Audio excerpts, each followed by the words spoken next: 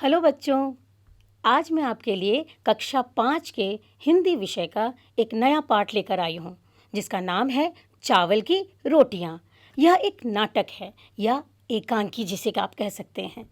अब जैसा कि आप सब जानते हैं कि नाटक करने के लिए किरदारों की आवश्यकता होती है, तो चलिए सबसे पहले हम शुरू करते हैं इनके मुख्य पात्रों से। तो पहले पात्र में आते हैं हमारे कोको। कोको एक 8 साल का बर्मी लड़का है और ये मुख्य पात्र है। अब मुख्य पात्रों के अलावा अन्य सभी पात्रों को हिंदी में गौण पात्र कहा जाता है। अब जान लें कि हमारे अन्य पात्र कौन कौन हैं। चलिए देखते हैं। तो अगले पात्र हैं निन्नी। निन्नी जो कि 9 साल का एक बर्मी लड़का है और ये भी कोको का ही मित्र है। उसके बाद तीसरे नंबर पे आते हैं तीनसू। तीनसू ये एक 8 साल का बर्मी लड़का है और ये भी कोको का ही मित्र है। और चौथे नंबर पे आते हैं, ये किरदार का नाम है मिमी। मिमी जो कि 7 साल की प्यारी सी नन्ही सी लड़की है और ये भी कोको की ही मित्र है। इस नाटक में 5वां पात्र जो है ये है जनता की दुकान का प्रबंधक। इसका अभिनय कोई ऐसे कदकाठी का लड़का जो लंबा हो और जिसकी मूछें हों और ऐसा कोई जो चश्मा लगाकर ये अभिनय कर सकता है। तो चलिए देखते हैं आगे क्या होता है। अब मैं आप लोगों को, क्योंकि मैं बार बार आपको कह रही हूँ कि कोको एक बर्मी लड़का है। बर्मी अर्थात बर्मा का रहने वाला व्यक्ति, अर्थात जो बर्मा का रहने वाला व्यक्ति होता है उसे हम बर्मी कहते हैं। जैसे भारत में रहने वाले लोगों को हम भारतीय कहते हैं, उसी प्रकार से हम बर्मा में रहने वाले लोगों को बर्मी कहते हैं।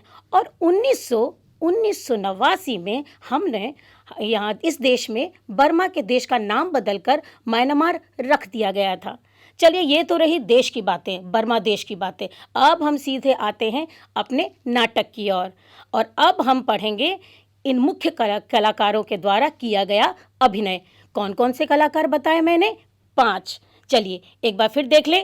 कोको, कोको जो कि मुख्य पात्र है। उसके बाद निन्नी, उसके बाद तीनसू और मिमी और उबातून।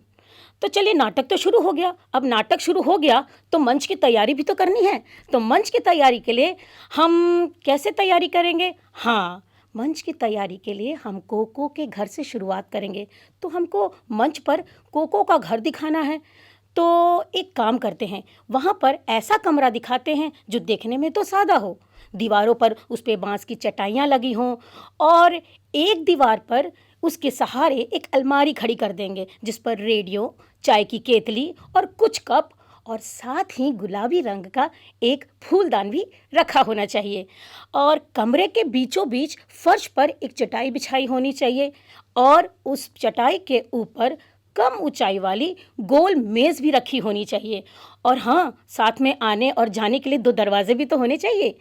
और अब हम देखते हैं कि अब शुरुआत कैसी होती है कोको के दिन की। तो हम पीछे ये दिखाएंगे कि कहीं दूर कुत्ते भौंक रहे हैं तो मुर्गे की बांग सुनाई दे रही है, कोई पूजा कर रहा है तो घंटियों की आवाज़ मधुर कान में सुनाई दे रही है और हमारे हीरो कोको धीरे धीरे जम्हाई लेते हुए उठते हैं। और उठने के साथ ही वो क्या सोचते हैं? वो सोचते हैं कि अरे, माता पिता तो आज धान लगाने खेतों में चले ही गए हैं। जब तक माँ खाना बनाने के लिए लौट कर नहीं आती तब तक तो घर की देखभाल मुझे ही करनी होगी। देखता हूँ माँ ने आज खाने में, नाश्ते में क्या बना के रखा है। और वो बढ़ता है आगे अलमारी की तरफ। अलमारी खोलता है और देखता है कि उसमें एक तश्तरी रखी हुई है। तश्तरी, तश्तरी का अर्थ होता है प्लेट। उसमें उसकी नज़र जाती है 4 चावल की रोटियों पर और वो अपने जीभ को अपने होठों पर फेरता हुआ मुस्कुराता है। आहा, मज़ा आ गया। चावल की रोटियां, ये तो मेरी मनपसंद चीज़ है। वह पेट मलता हुआ रोटियों को जल्दी से मेज़ पर लाकर रखता है और सोचता है कि बस आज का नाश्ता तो डट कर करूँगा। कि तभी दरवाजे पर एक दस्तक होती है और उसे आवाज़ सुनाई देती है उसके मित्र निनी की। और निनी दरवाजे पर दस्तक देते हुए कहता है, कोको, ए कोको, दरवाज़ा खोलो, मैं हूँ निनी। कोको कहता है, हे भगवान, क्योंकि वो आवाज़ पहचान चुका होता है। वो कहता है, गजब हो गया, ये तो भुक्कड़ निन्नी है। उसकी नज़र अगर मेरी रोटियों पर पड़ गई ना तो वो ज़रूर मांगेगा। एक काम करता हूँ, इसे मैं कहीं छिपा देता हूँ। और वहाँ निन्नी दरवाजे पर कहता है, दरवाज़ा खोलो। कोको, तुम क्या कर रहे हो? इतनी देर क्यों लगा दी? कोको कहता है, हे भगवान, ये निन्नी तो आ ही जाएगा। अब मैं इसे कहाँ छुपाऊं? रोटियों को कहाँ छुपाऊं, कहाँ छुपाऊं? इधर उधर नज़र फेरता है कि उसकी नज़र अचानक रेडियो पर पड़ती है। वो देखता है कि रेडियो रखा हुआ है, तो वो जल्दी से दौड़ के जाता है और रेडियो के पीछे वो तश्तरी को, रोटियों से भरी तश्तरी को उसके पीछे छिपा देता है और जोर से आवाज़ लगाता है, निन्नी आया, रुको। कोको कहता है, आओ आओ निन्नी, अंदर आओ, कहो क्या बात है? निन्नी कहता है, दरवाज़ा खोलने में इतनी देर क्यों लगाई तुमने? कोको कहता है, कुछ खास नहीं, मैं अभी अभी एक्चुअली नाश्ता कर रहा था और मुंह धो रहा था। बोलो सुबह सुबह क्यों आए? निन्नी कहता है, ओहो, क्यों? अब ये मत कहना कि तुम भूल गए, परीक्षा के बारे में आज रेडियो पर खास सूचना आने वाली थी ना। कोको कहता है, लेकिन तुम्हारे घर भी तो रेडियो है। निन्नी कहता है, वो खराब है, इसलिए सोचा रेडियो पर सुनूंगा तुम्हारे घर जाकर के। ठीक है। निन्नी कहता है, रेडियो उठाकर यहीं ले आओ ना, हम दोनों आराम से लेटे लेटे सुनेंगे।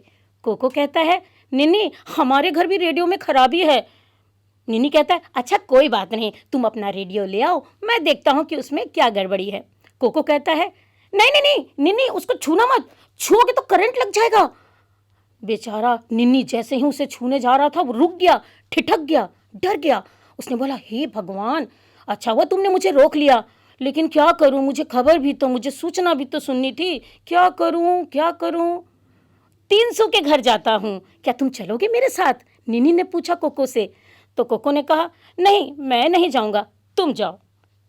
जैसे ही निन्नी घर से बाहर निकलता है, कोको गहरी सांस लेते हुए बोलता है, बाल बाल बचे, अब चलकर कम से कम नाश्ता कर लूं, पेट में तो चूहे दौड़ रहे हैं। वो कोको तश्तरी उठाता है, मेज़ पर रखता है और खाने की तैयारी जैसे ही करता है, तभी अचानक दरवाजे पर एक दस्तक होती है। कोई आया लगता है, जाने कौन आ टपका अभी। मिमी कहती है, कोको दरवाज़ा खोलो, मैं हूँ मिमी। कोको कहता है, बाप रे, ये तो मिमी है। उसे तो चावल की रोटियां मेरे जैसे ही बहुत पसंद है, उसे अच्छी लगती हैं और जब देखो वो भूखी ही रहती है। मुझे रोटियां तो कहीं ना कहीं छिपानी ही होगी, कहाँ छुपाऊं इन रोटियों को मैं, लेकिन कहाँ। और वो इधर उधर कमरे की तलाशी करता है। मिम्मी फिर दरवाज़ा खटखटाती है, कहती है, कोको खोलो ना, क्यों इतनी देर लगा रहे हो, दरवाज़ा खोलो।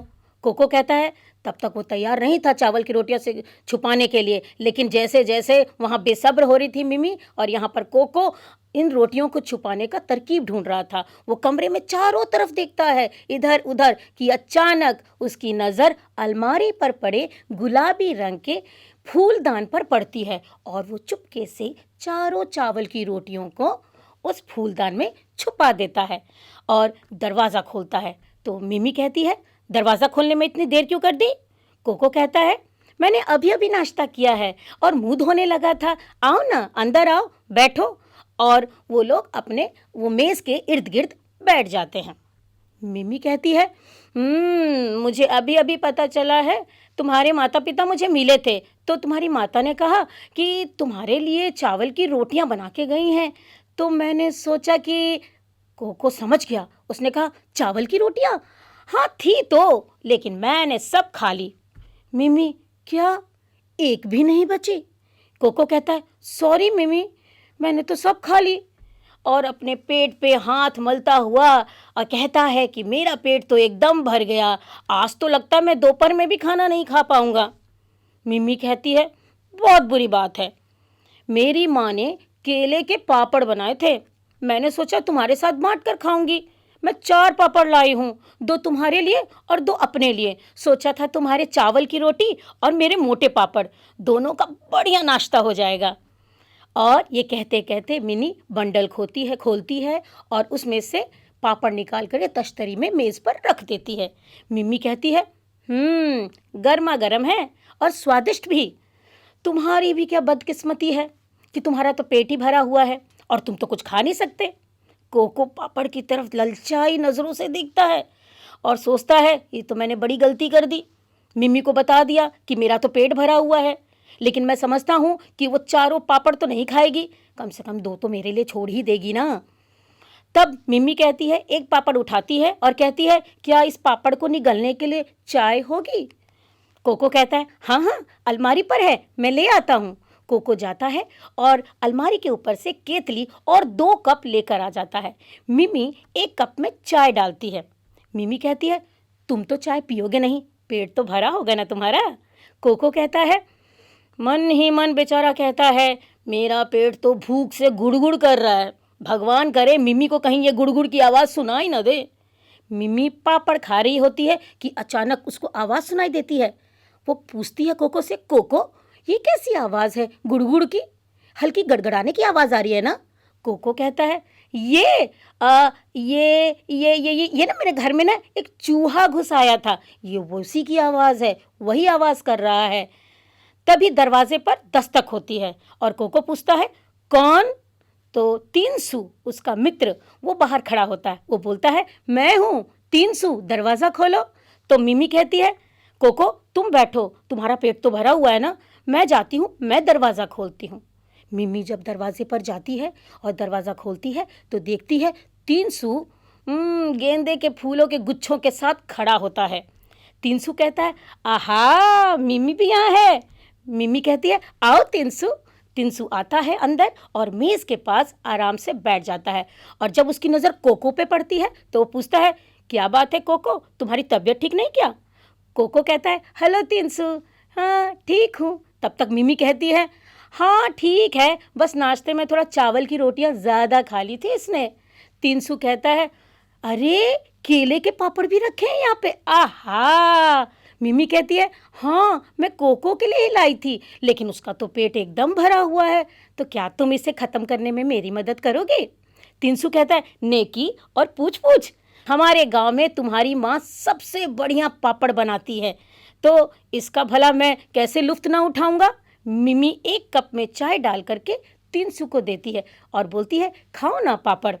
तीनसू अपने चाय की चुस्कियां लेता हुआ कहता है, आहा क्या बढ़िया चाय है, मेरी खुशकिस्मती जो मैं इस वक्त यहाँ आ गया। कोको मन ही मन में कहता है कि तुम्हारी खुशकिस्मती और मेरी बदकिस्मती। और देखता है कि तीनसू और मिमी दोनों बैठ के पापड़ खा रहे हो। मिमी कहती है, अरे ये लो ना, एक और खाओ तीनसू, पापड़ खाओ। तीनसू कहता है, नहीं नहीं मेरा पेट तो भर गया।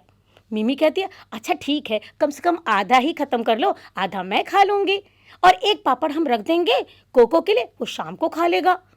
तीनसू कहता है, अच्छा ठीक है, चलो तुम ज़ोर के डालती हो तो मैं ये आधा पापड़ खा लेता हूँ। कोको मन ही मन में सोच रहा होता है, कम से कम चलो एक तो मेरे लिए छोड़ा इन्होंने। तीनसू को अचानक आवाज़ सुनाई देती है। वो पूछता है, तीनसू अरे ये आवाज़ कैसी आ रही है? मिमी कहती है, हाँ यहाँ एक बड़ा चूहा घुस आया था। कोको कहता है कि ये वही आवाज़ करता है। तीनसू ने कहा, ऐसा लगता है कि किसी का पेट भूख से गुड़गुड़ा रहा है। मिमी कहती है, अच्छा छोड़ो, ये बताओ ये फूल कैसे? तीनसू कहता है, ओहो मैं तो भूल ही गया था, मेरी माँ ने कहा था कि कोको की माँ ने कल दुकान से एक फूलदान खरीदा था, तो उन्होंने ये फूल उसी फूलदान में डालने के लिए रखने के लिए कहा है। और वो इधर उधर फूलदान को देखने लगता है कि अचानक उसकी नज़र फूलदान पर पड़ जाती है और कहता है, हाँ हाँ हाँ वही वाला गुलाबी रंग वाला वही फूलदान। मिमी कहती है, अच्छा ठीक है, लाओ वो फूल मुझे दे दो, मैं जाके फूलदान में रख देती हूँ। कोको कहता है, नहीं नहीं नहीं नहीं नहीं मिमी तुम मत जाना। मिमी कहती है, अरे बाप रे, तुमने तो मुझे डरा ही दिया था, क्या बात है? कोको कहता है, ये जो फूल है ना, ये फूल मेरी माँ को पसंद नहीं, मेरी माँ को इन फूलों से एलर्जी है, हाँ उनके जिस्म पे ना फुंसियाँ निकल आती हैं। तो तीनसू कहता है, ओहो मुझे तो इस बात का पता ही नहीं था, खैर मैं इन फूलों को वापस ले जाऊंगा। कोको कहता है, ओहो मन ही मन में वो बोलता है, मुझे अपनी इन रोटियों को बचाने के लिए पता नहीं कितने और झूठ बोलने पड़ेंगे। कि इतने ही देर में दरवाजे पर फिर दस्तक होती है और कोको कहता है, कौन? उबातून। जो कि जनता का प्रबंधक था। मैंने आप लोगों को पाठ्य परिचय में इसके बारे में बताया था। सो उबातून आता है, वो कहता है मैं हूँ दुकान का मैनेजर उबातून। मिमी कहती है कोको से तुम मत उठो, मैं खोलती हूँ। अभी आई उबातून चाचा, अभी आ रही हूँ। और जब मिमी दरवाज़ा खोलती है तो देखती है कि उबातून चाचा एक नीले रंग का सुंदर सा फूलदान लिए खड़े रहते हैं। और उबातून चाचा कहते हैं हेलो बच्चों, लगता है यहाँ पे छोटी मोटी पार्टी हो रही थी। मिमी कहती है आओ चाचा अंदर आओ। चाय लेंगे चाचा आप? मिमी ने पूछा। तो उबातून ने कहा कोई एतराज़ नहीं, बहुत बहुत शुक्रिया। और वो मिमी जाकर के कप ऊपर से निकालती है और चाय डाल के उबातून को देती है। उबातून चाय की चुस्कियाँ लेता हुआ कहता है आहा, खुशबूदार ताजगी लाने वाली है। तो तीनसू कहता है चाचा आपने नाश्ता किया? उबातून कहता है हाँ अभी नहीं किया, सोचा था कि किसी चाय की दुकान पर रुक करके नाश्ता कर लूँगा। तो मिमी कहती है चाय की दुकान पर जाने की क्या ज़रूरत है, आप ये पापड़ ही ले सकते हैं। उबातून लेकिन मैं तुम में से किसी का हिस्सा नहीं मानना चाहता। तीनसू कहता है कोई बात नहीं चाचा, हम सब के पेट भरे हुए हैं। उबातून कहता है बहुत बहुत शुक्रिया। अरे लेकिन ये आवाज़ कैसी आ रही है? तीनसू कहता है हाँ ये चूहे की आवाज़ है, अक्सर ये आवाज़ करता है। उबातून कहता है पर मुझे तो लगता है कि ये किसी का पेट भूख से कुलबुला रहा है। उबातून कहता है कोको तुम आज बहुत चुप हो, क्या बात है, क्या तुम्हारी तबीयत ठीक नहीं है? कोको कहता है नहीं चाचा बिल्कुल ठीक है। मिमी कहती है हाँ चाचा उसका ना पेट भरा हुआ है, नाश्ता बहुत डट के कर लिया था उसने। तो बोलता है अच्छा। उबातून कहते हैं कोको तुम्हारी माँ कल मेरी दुकान से एक फूलदान लेकर आ गई थी, और उनकी नज़र इधर उधर देखती है कि कहाँ है वो फूलदान, और नज़र पड़ जाती है अलमारी के ऊपर रखी गुलाबी रंग के फूलदान पर। कोको कहता है क्यों, फूलदान का क्या करेंगे, क्या करना है आपको? तो उबातून कहते हैं तुम्हारी माँ ने नीला फूलदान मंगाया था, लेकिन उस वक्त मेरे पास था नहीं, मेरे पास गुलाबी रंग का था, तो मैंने उस समय उनको गुलाबी रंग का फूलदान दे दिया, लेकिन बाद में मुझे नीले रंग का फूलदान मिल गया तो मैं उसी को बदलने आया हूँ। तो उबातून उस समय अलमारी पर रखे उस फूलदान पर उसकी नज़र जाती है, वो गुलाबी रंग का था, और वो कहते हैं हाँ हाँ वही वाला फूलदान, और वो जा कर के फूलदान उतारते हैं और उसके बदले में नीले रंग का फूलदान रख देते हैं। उबातून कहते हैं कोको मुझे यकीन है जब तुम्हारी माँ आएगी और ये नीले रंग का फूलदान देखेगी तो वो बहुत खुश होंगी। अच्छा चलो मैं चलता हूँ, शुक्रिया, बाय, गुड बाय।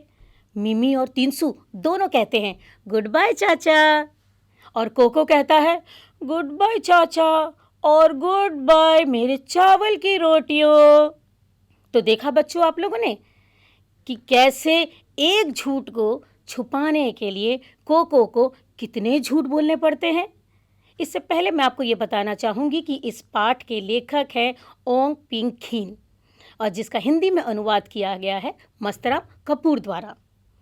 तो इस 4 चावल की रोटियों को बचाने के लिए कोको को आपने देखा इस पूरे पाठ में कितनी परेशानियों का सामना करना पड़ा। ना ही वो अपने दोस्तों के साथ मज़े ले सका, ना ही वो चाय का लुफ्त उठा सका, ना ही वो पापड़ खा सका, कुछ भी नहीं कर पाया। तो इसीलिए कहा जाता है कि हमें झूठ नहीं बोलना चाहिए। यही शिक्षा हमें शिक्षक और सभी देते हैं, क्योंकि एक झूठ जब आप बोलेंगे तो उसे छुपाने के लिए आपको कितने ही झूठ बोलने पड़ते हैं। तो इसीलिए दूसरी बात इस पाठ के द्वारा हमें ये भी शिक्षा मिलती है कि हमारे पास जो भी है, जो भी खाने की वस्तु है, उससे अपने मित्रों के साथ मिल बांट कर खाना चाहिए। क्या आप नहीं साथ जानते हैं, पर कई बच्चे कोको जैसे होते हैं जो सिर्फ अपना पेट भरने में विश्वास रखते हैं, जो सोचते हैं सिर्फ मैं खाऊं। जब ये मैं की भावना हट जाएगी और हम आ जाएगा, तभी तो मित्रता तभी तो निभाई जाती है। कैसे आप लोगों ने देखा ना यहाँ पर कि निन्नी कैसे आई, मिमी अपने घर से अपनी माँ के हाथ का बना हुआ पापड़ लेकर आई, और वो किसके लिए लाई थी? अपने मित्र के साथ मिल बांट कर खाने के लिए। लेकिन वहीं पर दूसरी तरफ आपने देखा कि कोको कितना स्वार्थी है, वो अपनी चीज़ों को यानी अपनी 4 चावल की रोटियों को अपने किसी भी मित्र के साथ बाँटने को तैयार नहीं था। तो आप समझ गए होंगे कि कोको कितना स्वार्थी था। जबकि यहाँ मिमी के बारे में ये बताया गया है कि उसने अपनी चीज़ों को दूसरे मित्रों के साथ मिल बाँट कर खाना ही उत्तम समझा। इसके बाद आप देखेंगे कि कैसे उबातून अंत में उसकी कड़ी जुड़ती है और उबातून आकर के जब गुलाबी फूलदान को ले जाता है। अब आप समझ गए होंगे कि उस समय कोको के मन में कितनी उथल-पुथल मच रही होगी, कोको के मन में क्या-क्या चल रहा होगा। जिन 4 चावल की रोटियों को उसने अपने मित्रों के साथ नहीं बाँटा, वो तो वह स्वयं भी नहीं खा पाया। अंत में वो चावल की रोटियां उसके हाथ भी नहीं आई और वो उस फूलदान के साथ ही चली गई, जिसका अंत बहुत ही निंदनीय है। लेकिन ऐसी घटना हमारे अपने जीवन में भी कई बार ऐसी होती है, लेकिन आप कोशिश करिए कि अपनी चीज़ों को दूसरे लोगों के साथ, दूसरे मित्रों के साथ मिल बांट कर खाएं। तो बच्चों, कैसी लगी आपको ये कहानी? मज़ा तो बहुत आया होगा। इस कहानी को हम संवाद के रूप में पहले ही पढ़ चुके हैं। तो आइए अब देखें कि आखिर चावल की रोटियां इस पाठ से हमें क्या शिक्षा मिलती है। सबसे पहली शिक्षा कि अपने किसी भी खाने की वस्तु को सभी मित्रों के साथ हमें मिल बांट कर खाना चाहिए, क्योंकि जब हम किसी के साथ मिल बांट कर खाते हैं तो उससे खुशियां और बढ़ जाती हैं। और दूसरी विशेष और महत्वपूर्ण बात ये है कि हमें कभी भी झूठ नहीं बोलना चाहिए, क्योंकि आप जानते हैं ना कैसे इस पाठ में एक झूठ को छुपाने के लिए कैसे उसे कितने सारे झूठ बोलने पड़े। तो ऐसा कभी नहीं करना चाहिए। तो चलिए क्यों ना अब हम इस पाठ के प्रश्न उत्तर की ओर चलें। जैसा कि आप सब जानते हैं कि यह एक नाटक था, तो नाटक में हिस्सा लेने वाले को हम पात्र कहते हैं। और जिन पात्रों की भूमिका बहुत ही महत्वपूर्ण होती है उन्हें मुख्य पात्र कहते हैं, और जिनकी भूमिका ज़्यादा महत्वपूर्ण नहीं होती है उन्हें हम क्या कहते हैं? उन्हें हम कहते हैं गौण पात्र। तो बताओ कि इस चावल की रोटियां इस नाटक में कौन कौन से मुख्य पात्र थे और कौन कौन से गौण पात्र थे? यदि आपने इस पाठ को अच्छी तरह से सुना, समझा और देखा है तो आप आसानी से इसका उत्तर दे पाएंगे। जैसा कि आप जानते हैं नाटक में कोको, मिमी और तिनसु ये सभी मुख्य पात्र थे, और वहीं पर नीनी और उबातून ये दोनों आ जाते हैं हमारे गौण पात्र में, यानी अदर कैरेक्टर्स। और जो पहले वाले थे उन्हें हम मुख्य पात्र यानी कि मेन कैरेक्टर्स के नाम से जानते हैं। अगला प्रश्न है कि क्या कभी आपने कोई चीज़ दूसरों से छिपाई है या छिपाने की कोशिश की है?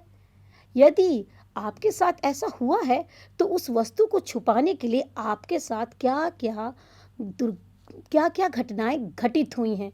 ऐसा कई बार सबके साथ होता है कि हम अपनी किसी वस्तु को दूसरों के साथ शेयर या बांटना नहीं चाहते हैं, और उस चीज़ को छुपाने के लिए, चाहे वो कोई भी वस्तु हो, चाहे वो किताब हो, चाहे वो कोई कपड़ा हो, चाहे वो किसी प्रकार का एक खिलौना हो, ऐसे सबके जीवन में कुछ ना कुछ घटनाएं अवश्य होती हैं। तो आप अपनी उस घटना को इस पाठ के आधार पर सोच करके अपने मित्रों के साथ वार्तालाप करें या चर्चा करें।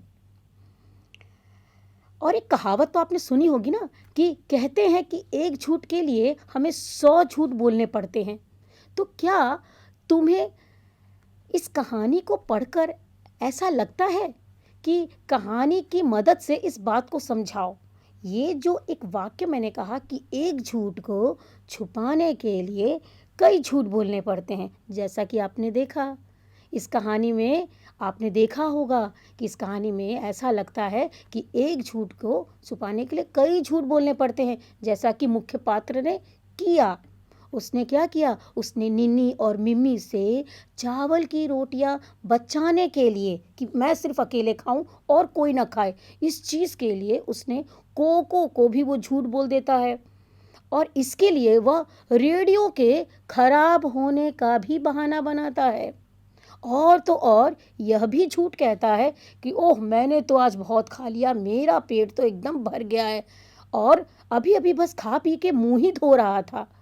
और तो और चूहों के घर में होने की बात और रोटियां खा लेने और यहाँ तक कि माँ को एलर्जिक होता है, ऐसा भी झूठ यह मुख्य पात्र बोलता है।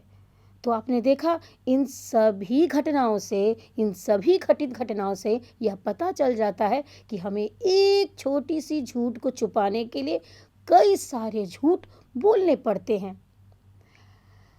बच्चों, हमने जब पाठ पढ़ा था तो उसमें यह वाक्य लिखा था कि कोको के माता पिता धान लगाने के लिए खेतों में चले गए, तो कोको के माँ ने उसके लिए चावल की रोटियां बनाई थी। ये तो आपको याद ही होगा। एक ही चीज़ के विभिन्न रूपों के अलग अलग नाम हो सकते हैं। नीचे दिए हुए कुछ शब्द हैं, उसमें अंतर आपको बताना है। जैसे चावल का ही बनता है चावल, धान, भात, मुरमुरा जिसको आप मूढ़ी कहते हैं, मुरमुरा, चिवड़ा, यह सब चावल का ही अलग अलग रूप है। अब चावल चावल जो है वह धान से निकला हुआ दाना होता है, उसी को हम चावल कहते हैं। और धान धान वो छिलका छिलका चढ़ा हुआ चावल का जो होता है उसे हम कहते हैं धान। भात भात तो पके हुए चावलों को कहा जाता है, ये तो आप लोग को पता होगा। और मुरमुरा धान को भून भून कर मुरमुरे बनाए जाते हैं, फूले फूले, ठीक है, जिसे हम मूढ़ी के नाम से भी वह प्रसिद्ध है। और चिवड़ा चिवड़ा होता है धान को भिगो करके उसे पीसने से चिवड़ा बनता है, या उसे कूटने से चिवड़ा बन जाता है। इसी तरह से आते हम दूसरे शब्द पर जो है साबुत दाल। साबुत दाल यह छिलका सहित दाल होता है। उत्तर भारत में यह अधिक मात्रा में पाया जाता है। और साबुत दाल होता है जिसमें छिलका चढ़ा होता है, उतरा नहीं होता, उस छिलके को नहीं निकाला जाता है। धुली दाल भी एक होता है। धुली दाल का अर्थ होता है बिना छिलके की दाल, जो धुली दाल कहलाती है। और यही इस पाठ को कक्षा 5 में रख करके संकलित इसीलिए किया गया है ताकि आप लोगों को यह शिक्षा मिल सके कि किस प्रकार से मिल बांट कर ही खाया जाता है। धन्यवाद।